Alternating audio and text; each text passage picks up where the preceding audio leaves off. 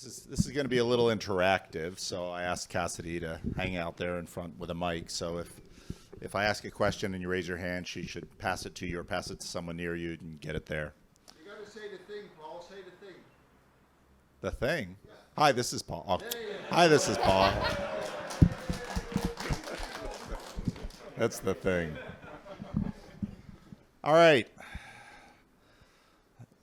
One of the things that became immediately apparent last night when I got here is that y'all are from a lot of different places. We got a train worker over here from Poland. We got, where's our Israeli?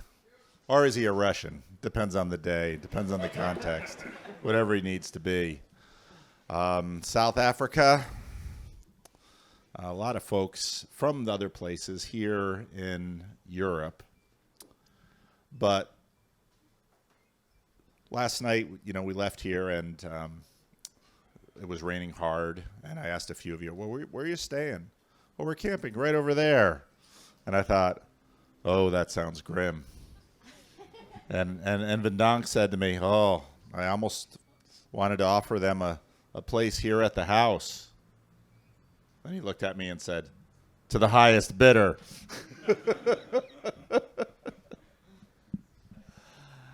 All this to say, a number of you made a priority of this. You sacrificed to be here. You wanted to be here. Why? What did you come here for? That's where you raise your hands, people. I'm going to just pick people if you don't start volunteering. Why did you come here? I honestly came here to find people that would be interested in having deep conversations with others. So I even have this issue with my friends or whatever. Not everybody's always interested in deep conversations or intellectual conversation whatsoever. And I found this community to be one where you can just meet live and have these conversations. Mm-hmm. And not for the sake of just scratching an intellectual itch, but sort of in a way where you'd seek self-transformation or some form of improvement. Yep. To evolve. To evolve. Oh, that's right. And some of you might say, well, I came to see Paul Vanderklay. You didn't come to see Paul Vanderklay. You can see Paul Vanderklay anytime you want on the YouTube. And you can listen to him for hours and hours and hours and hours on the podcast. You did not have to come here for that. Yes, you do. Well, I would argue, and I've seen this, and we've done a number of these type events now, and I've often heard people say, and they say it a little apologetic to me, but they don't really need to say it. Well, Paul, I was thinking of coming, but then so-and-so, who I've been talking to, was also going to be there, and I wanted to meet him. So I decided to come. In other words, it was the other relationship that pushed them over the edge. And I think coming here and listening to me talk isn't anywhere near as much fun as doing what you all have been doing for the last number of hours ever since you got here last night. And this morning I got here, and it reminded me, I made a comment to some people, of church campouts I went to as a kid. So if you got your bingo cards out, we're going to talk about Patterson. Byrne went through a bunch of 20th century history. Well, my father's church was a Christian Reformed church, so that's in the Dutch Calvinist tree. But it was a Christian Reformed church that was trying the experiment of doing a Christian Reformed church in the middle of an African-American community in Patterson, New Jersey. And so what happened was, sure, there were some black folks from the community, but there were also some Dutch CRC folks and even an Indonesian family and some other people that came from other places, and they came to Northside because they wanted to be a part of something. They wanted to be part of an experiment. They wanted to try something. And they didn't just want to read about it in a book. They didn't just want to hear about it in a story. They wanted to be there in the flesh, in real time, doing things. And last night when I saw y'all sort of huddled under the tents with the downpour, thinking about climbing into that tent, I was really hoping those tents didn't leak, and it sounded like most of you had a decent night's sleep. I thought, yeah, this is why they come. Now, if this goes anywhere, if this lasts more than a year or two, and I certainly don't know that, every one of you is going to be really happy you came this year, because at that point you'll be back in your beds, and you will have had your face here and your name here and the relationships here, and you could say, you know what? We went to Landau and that first Bridges of Meaning festival in Germany, and we were there. Next year, maybe, if I can talk Vervaeke and Peugeot, and then suddenly we couldn't fit in a place like this, and all of that stuff. But the griminess, the reality of this, the fact that you are exerting yourself for this will make this special. Because of the rain, because of the sleeping out there, because of walking to the supermarket, and all the stuff you've done. And chances are good, even though this is being recorded, chances are good you might not remember anything that I say or anything that Burns said or anything that Jan Van Donk said. You'll probably more remember the conversations that you had in your little estuary breakouts and the beginnings of relationships that happened in those places. One of the things that I noticed both in the Dutch estuary and in this one is that there is a high percentage of you that I have had online conversations with. That's not accidental, in that every time you go into even eye contact, bump into someone, say hello, it's a bid. It's a bid into a deeper world. It's a bid into creating something that you don't know where it's going to go. So this wouldn't be a Bridges of Meaning festival if we didn't have some fancy Vervaeke words. We have to, it was Job who first introduced me to the phrase fancy Vervaeke words, so thank you, Job. Fancy Vervaeke words of moreness and suchness. So the suchness is the relationship at a time, at a place, with that siren, with the rain, with the tents, with the food, with all of this suchness. Completely unique. It's at one place and time here in the globe. The moreness is the possibility that the people that you sat around in that estuary group, you connected with someone. There's a little bit of suchness, but there was also a hint of moreness. And then maybe you played chess. And then maybe you went to the supermarket together. And then maybe you bummed a ride. And then when you left here, well, you had a little bit of a friendship, and then maybe you sent an email or messaged or WhatsApp or whatever you did. Maybe you had a conversation on Teddy's channel. You saw something and you engaged with it. So most of you probably know, or some of you know, who Luke Thompson is. Luke is on the other side of the Atlantic, and I'll tell you, getting over here, one of my big dreams is to try and bridge this Atlantic divide as much as we can. But Luke Thompson loves to talk about the relational, and he's right. And if you listen to the Peterson McGilchrist talk, that was about the relational.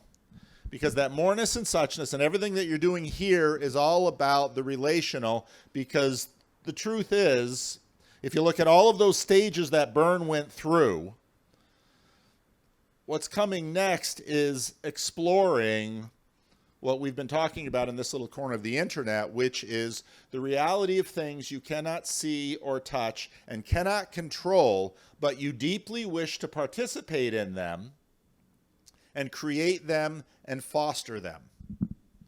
Life is a very difficult thing to define, but one way to sort of think about life is, in fact, this relationality. Now, as human beings, all of you are powerfully relational. You are relational on a level that, how many of you have dogs? Okay, a few of you. How many of you have cats?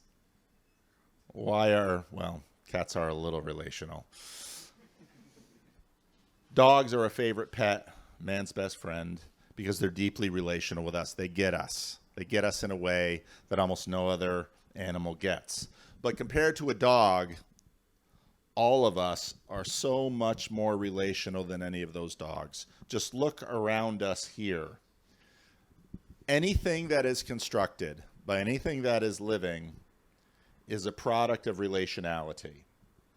All of these molecules, this is probably a lot of aluminum, the bauxite, the electricity, all of the processes that have put these things together, it's all about relationships in order and putting it together in a specific way, in a specific time, with a specific technology in order to achieve something that you desire. It's all this relationality, and it's built into everything we do. Now, if you, I don't know, any wildlife back there? Ground squirrels, birds? I've heard a rooster. Chickens. Chickens. Yes. I saw a lizard. Saw a lizard. Okay. What do we often do when we see a strange animal? What do we want to do? Eat it. Eat it. That is correct. Broadly speaking. You go to a national park, so I was just in the Canadian national parks, and they have all these signs. Anybody know what the sign says with respect to the wildlife? Don't feed the wildlife. Why do they have to put that sign up? Why do we want to feed the wildlife? We want to lure them in. Why do we want to lure them in? Why do we want them to like us? Control. Oh, no. Because all of that little wildlife you find in a national park, you can go to a zoo and see the African animals that you learned their names when you were a child. Why do you care about that squirrel? Why do you care about that deer? Why do you care about that bear? You want to have a relationship with that animal, and you don't even know why, but you are drawn to it. Now let's talk about human beings, because, well, there's combinatorial explosiveness. When you get next to that bear or that deer or that squirrel and you want to feed that animal, you want to have a relationship with it. You don't even know where it goes. There's moreness and there's suchness.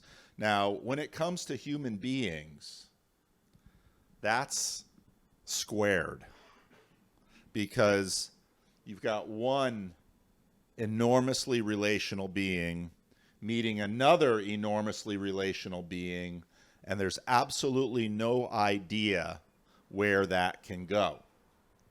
Now, saying something like that immediately reminds me of, as Grim Grizz likes to call him, Papa Peterson. Why?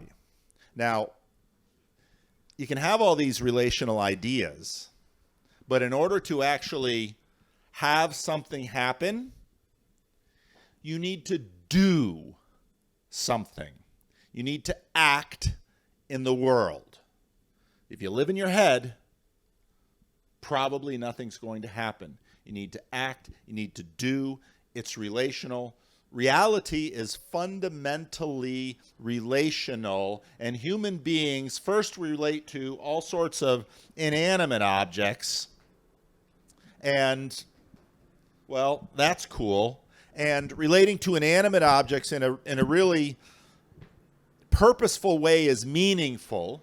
Whoever laid down this block patio here, when they got done with it, what do you think they did? You all know what they did. What did they do? They had a beer and a barbecue. They probably sat back and they looked at it, didn't they? They looked at it, and they saw imperfections that you don't see. They say, ugh. But this was a very meaningful endeavor. So meaning and relationality and doing are deeply, deeply connected. Now, what happens when two people engage in this? Now, we've been doing that online, and part of the cool thing about the internet is that I'm here in Europe, And my father never got to Europe for various reasons. But I'm here in Europe because I have relationships with some of you. Now, the deeply frustrating thing about an event like this for me is there are way too many of you. And you could say, well, there's not that many of us. But I can sit next to you in a lunch. I can watch you play chess. I can do this. But I know that each one of you is a relational journey of untold depths. Why is it that, and I didn't plan any of this out. I just made a Peterson video and people started to watch and people wanted to talk and I talked back, and I'd been a pastor, so I talked to them like a pastor, and on and on and on and on and on and on and on. But why is it that, okay, Paul, I want to talk to you, and I'd get you, Job, you all know the ritual. Hi, this is Paul, and up they come in Zoom, and what is the key word that I say? Tell me a little bit about yourself. And by a little bit, I really don't mean a little bit. Because you're going to tell me a little something about you, and I'm going to pull that thread. And you're going to tell me a little more, and I'm going to pull that thread. And now that gets a little frustrating. I usually try and save a little bit of time at the end of the conversation for you to ask a question or give me an idea of why you really wanted to talk to me. But I'm not really, I think I know why all of us want to talk to each other. Because we have a sense that every single person across from us here potentially is a well of depth and meaning and purpose and power that we cannot fathom, and it can all only be unleashed in relationship. And the reason we are here is because doing this online is pretty cool, because we can. But doing this in person is a lot better. And it's always hard to know, because I will have had more conversation with our Polish railway worker online than probably I'll get in on this time, because we had a full hour and so. But when I met him here, when I saw him over there last night, oh, he's taller than I thought. He looks a little bit different because he's three-dimensional now. And I can see how he walks. And now all of that right now might not mean a lot, but we don't know where it goes. Now, on the video that I made about addressing 3 criticisms, that video kind of got away from me because I really wanted to talk about what all of this is about. Because what all of this is about is relationships. And as I've said many times, this isn't about having a relationship with a YouTuber, me or Bern or Cassidy or anybody who has a channel or Manuel. This is a relationship. This is about relating to each other and building a fabric together and building something that has even more power than just a one-on-one relationship. Now, there are very special one-on-one relationships that actually have the power to create more of us. And we're all deeply interested in that. And when that's done really well, it costs a tremendous amount of time and energy and life to actually bring a human being into this world and give that human being everything they need to launch out into the world. Takes, I don't know, hundreds of thousands of dollars, 20 plus years of your life, a whole lot of attention and sacrifice, and you will be permanently, in some ways, connected to that other human being that really almost nothing can sever. Now, I'm in Europe, and I was on a podcast yesterday, ironically called The New World. And I thought, well, that's kind of ironic, because for me, coming here, I'm in the old world, and it is old. So I walked around Leiden, and what's the name of that town with the wall? Horkum. I don't have a Dutch throat. I can't say these Dutch names. Horkum. And you come into this world, and you look around, and there's all this old stuff. And Jan and Job driving around the Dutch countryside. I really don't know what y'all are going to do with all of these huge windmills, because I wouldn't be surprised if 10 or 15 years from now they take them all down just because they think, are we really getting enough electricity from them that justifies completely dominating all of our landscapes all over the place? I don't know. I don't know if that's a controversial issue. We'll see. But what I did see all over the Dutch countryside were church steeples. And I was talking to our South African over there who was mentioning that back in the day when they were settling that place, you couldn't start a town until you had a what? Say it loud. Church. A church. You couldn't start a town until you had a church. We went into some of those churches and we saw that, well, they had the evolution of the church. And in at least two of the churches we saw, and I would imagine this is probably the case, they'd build a little room for people to be in, and they'd build this tall tower. And coming from a contemporary Protestant North American context, people don't build churches that way. Protestants don't build churches that way anymore. Why? Well, because we're not going to spend all our money on this tower where the city ordinance won't even let us ring a bell or anything. Why did they build the tower? So you can see it from afar. Good. That's very practical. That's very of us. Why did they build the tower? As a landmark to mark the center of the community. Good. Almost every decent question has way more than one answer. Why did they build the tower? Because the sound needs to carry far. Or they're pointing towards something higher. Okay, the sound travels very far. To look up. To look up. Yeah, to point to something higher. To point to something higher. To connect. To make you small. To make you small. I mean, all y'all have watched enough Jonathan Peugeot. What does that tower do? That tower connects heaven and earth. Now, Sam Harris has absolutely no clue. Oh, boy. I haven't been able to make videos for a while, so I'm a little pent up. Sam Harris has absolutely no clue what's going on there. That tower connects heaven and earth, and that tower connects the group of people meeting in that little room next to the tower to heaven and earth, and you can't have a town unless it's around it, so that tower connects the entire town to heaven and earth. In the words of Vervaeke, that tower is a psychotechnology.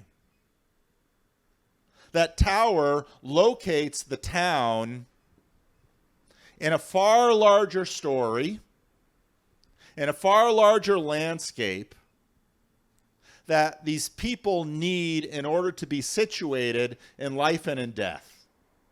That tower is fundamentally relational, and that tower ties the entire universe together for them.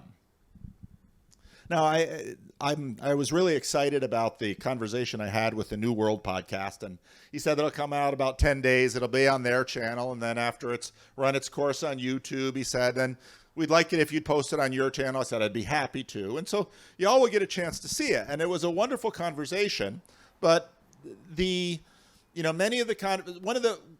part of where the conversation went was he said, the Netherlands is very secular. And I said, well, that kind of surprises me. Well, why? I said, because when I walk around, this place is just bathed in religion. I mean, I'm in North America. When I drive through the countryside, I don't see church towers. When I drive through the countryside, I don't see St. George and the Dragon. I don't see... I told him, I said, maybe part of the reason the people aren't vocalizing with their mouths is perhaps the stones are already crying out. See, somebody knows his Bible. The stones are crying out. And I see that here in Germany too. So we went to a restaurant last night and they didn't take cards, and so poor Job had to find an ATM. And he said, "Oh, this is a very Catholic country. There's Marys all over the place. There's crosses all over the place. There's a lot of religion here." And there's a lot of different kinds of religion here. We noted in Job's community, they're building a significantly sized church in that place. So it is not that nobody goes to church in Europe, but all of this stuff is situated, and it's situated relationally. So then I asked I would have liked to have pursued this angle in a podcast like this. It's his job to ask me questions. It's his audience. I try not to have them click away in the first few minutes. Like I know most of you did when the algorithm first served up my video about Jordan Peterson. I know you did. Some of you admit it. I said, no. Minister? No. And somehow you watched it, and here we are. But I wanted to really press on him and say, why do you keep those buildings around? Well, and he immediately said, well, we're trying to keep them here. Well, why the urgency? Well, they used to be filled with people, the people who are motivated to expend themselves significantly to build something that looks as useless to us as a tower. And they used to pay for themselves in a sense.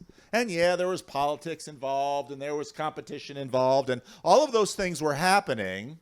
But now suddenly they don't pay for themselves anymore, and they're old and expensive. And so, well, I don't know, we'll have to have the taxpayers keep the roof on these places. Well, they've certainly got tourism dollars, et cetera, et cetera.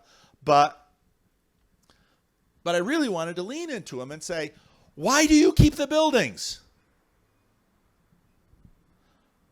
And the funny thing is, I don't know that he knows.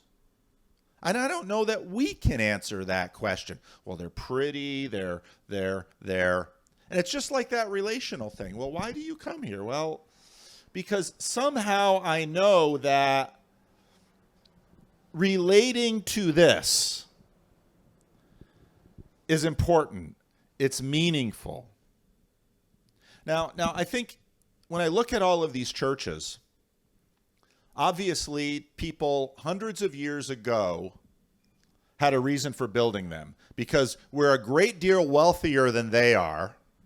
And so when they sacrificed to put these churches together, it probably meant they were considerably less comfortable than if they had just kept the money to themselves. I look at this even in the New World when I think about the Christian schools that the Dutch Calvinists built and the churches and all of those people that I know because they're part of my tradition. They sacrificed in order to build the church and build the school because that was really important. Why? Well, that's a complicated answer, but I almost look at these churches as, if you watch Independence Day. So one of the things I've also learned here is that all of you have seen American movies. We Americans are the conquerors. We are controlling you through McDonald's, Domino's, KFC, but especially our movies. So Independence Day. So the aliens are coming down and they're kicking our butts, but what do they hear about out in Area 51? Nobody watched Independence Day? Maybe I'm proved wrong. I watch it. Will Smith? Yeah. I could have been at barbecue. There's a UFO in Area 51.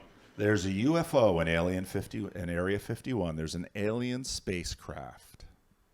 But they have a problem, right? What's their problem? They don't know how to work it. I look around Europe and I look at these churches and I almost see alien spacecrafts.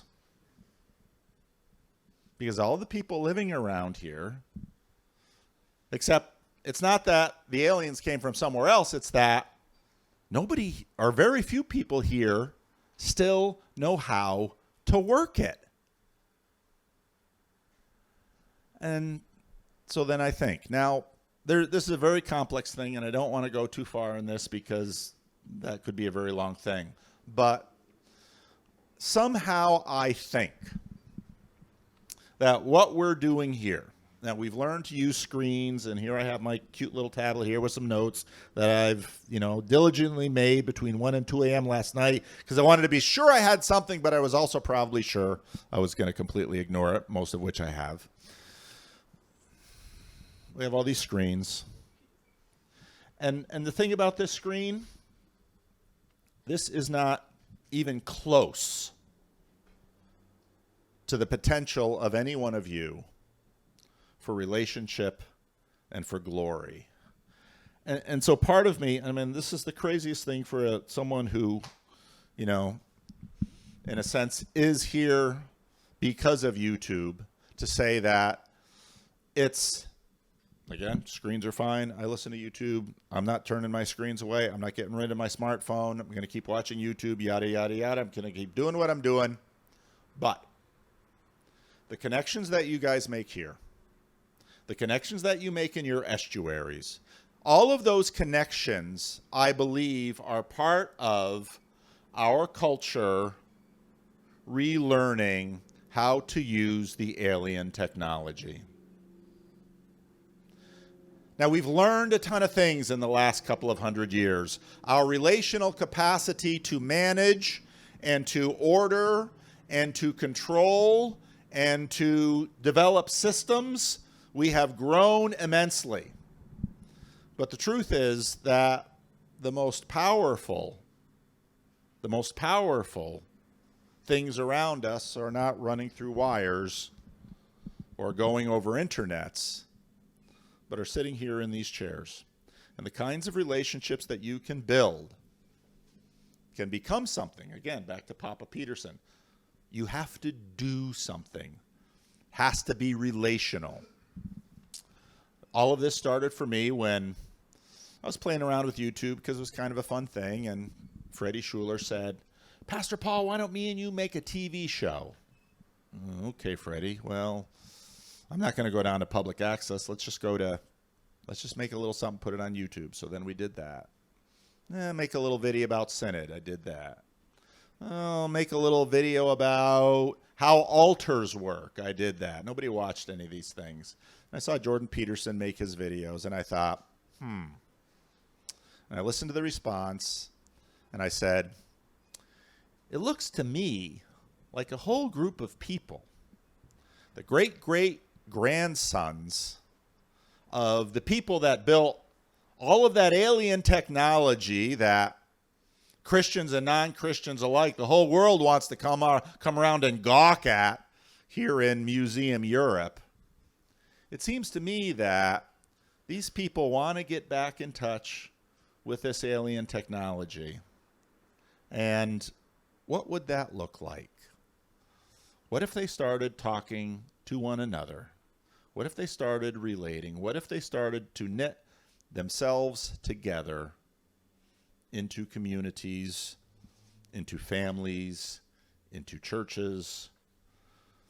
Maybe then the things could fly, and we would all learn what a tower is for, and whatever next psychotechnologies come, wedded with the old, will do.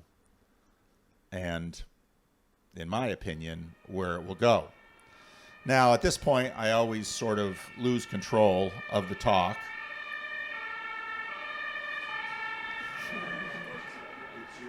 It's not for me. Sorry. At this point, I always lose control of the talk because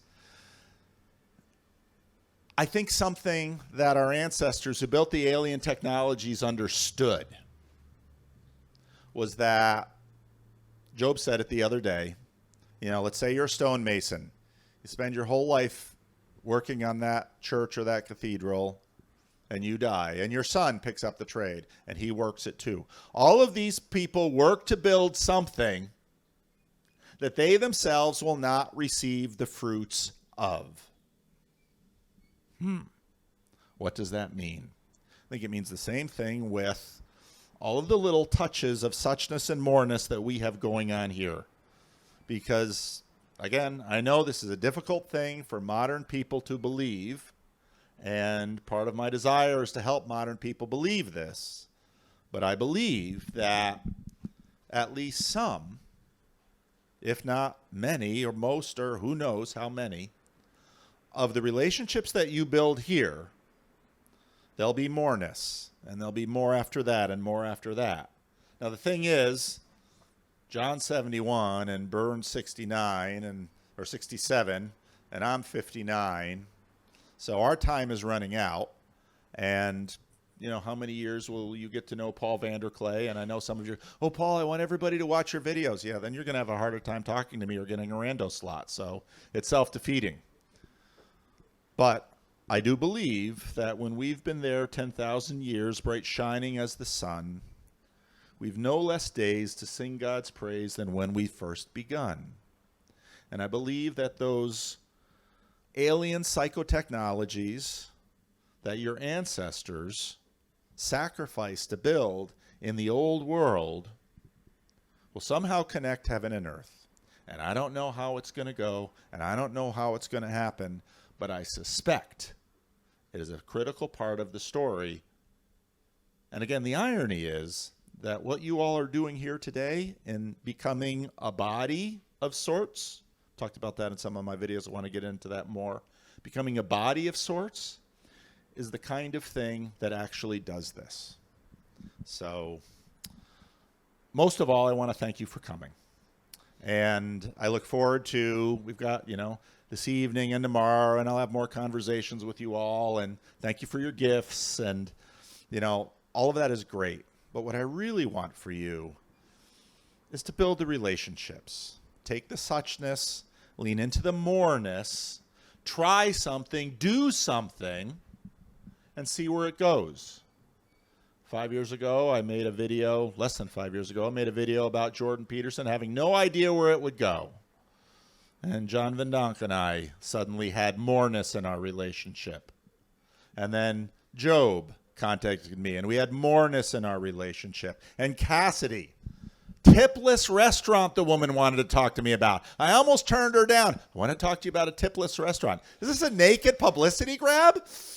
And then the next video, she says, I want to talk to you about why I don't like Jordan Peterson. Oh, that'll do wonders for the algorithm. But, all right, let's look for the moreness in the relationship. And how many of you? And here we go, and here we are.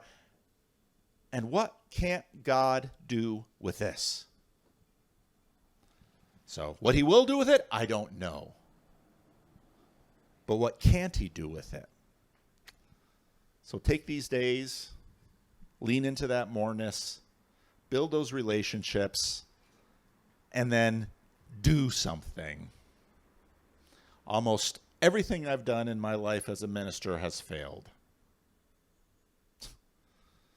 Who would imagine making a YouTube about a Canadian psychologist would do something like this? You're young, most of you. Fail plenty. Talk to John Van Donk about how many jobs he's had. The failure that he was and how many jobs. Somebody asked me, well, John isn't a pastor right now. Can you clarify that? John says, no, let's not. Lean into the moreness, do something, and believe. Now, I know some of you are a little vague on the God thing, but I'm a pastor, so you expect to hear it. Believe that God can do more than you can possibly ask or imagine. There's my talk.